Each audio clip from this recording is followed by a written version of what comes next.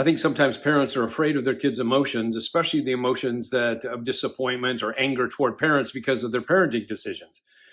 Some parents have this attitude that I feel like my kids aren't going to like me, and I really want them to like me. And so sometimes parents sacrifice what they know to be right, and they end up pleasing their children or giving their children something that they don't think is the best because they don't want to rock the boat with their kids. That's a serious problem, and we got to talk about it because 2 Corinthians 7:9 says this, that there's a sorrow that leads to repentance. And sometimes our kids need to be sad before they can bring about change in their lives. So I think that we want to have this sensitivity to our children. We want to be empathetic and sympathetic to them. However, we don't want their emotions to control our decision making. So sometimes we are going to say, no, I'm sorry, you can't go to that party on Friday night. We don't do those kind of parties, especially when parents aren't going to be there. Or I'm not going to let you go to that sleepover. No, everybody sleeps in their own bed in our family. You can go there and I'll pick you up late at night or whatever, but we're not spending the night at those places because I know the things that can happen at those places. And of course, children are disappointed and we're the strictest parents in the world. And we imagine that these kids are then going to be in counseling someday and they're going to be talking about their parents. And we don't like that idea. So there's this concern that we have that sometimes causes us to make decisions about our children that aren't the best.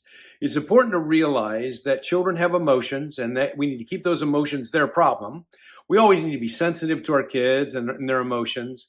We need to be wise in our decision making, but you don't want to sacrifice convictions in order to please a child just so that child is happy, because their happiness in the end is happiness with the wrong thing. So we have to be strong enough to have these convictions, to make decisions that say, no, we're not going to go in this direction because that's not what we do. But we do it in a way that's gracious and we say, look, this is what we believe. So we set the rules, yes, but we talk about our convictions and our values. We do it in a way that's sympathetic or empathetic with this child. But the point is, what we're doing is we're saying, no, this is what we're going to do. And then the child's going to react probably with some emotional concerns inside of them. And we can come along at that point and comfort them, or we can come along and walk beside them or coach them through their emotional challenges. But we're still firm, because this firmness is what's needed in order to keep them going in the straight way. We don't want to be bending our convictions in order to make children happy. That's where it becomes dangerous. I like to use the illustration of a red zone. In football, there's a red zone, and that's when the team has crossed over into the very final parts before they get a touchdown, the 20-yard line and further on to the goal line. And so everything changes then. We have the defensive posture of the defensive team changes at that point because now they're in the red zone.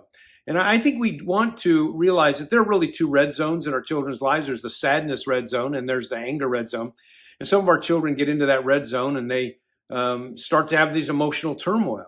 We need to be able to parent in a way that holds firm, but is still compassionate and caring and thoughtful about those things in our child's life.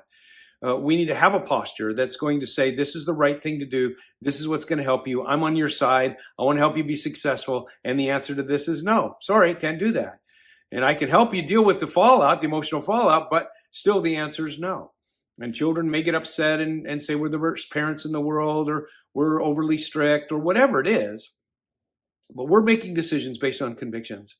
And we're going to run our family different than the rest of the world runs our family and runs their family. So we're going to do what's right. And so sometimes we have to draw a firm line, and we have to take those emotions that children have, care for them and deal with them, but not allow them to control us. Keep that in mind as you're making important decisions about your family life.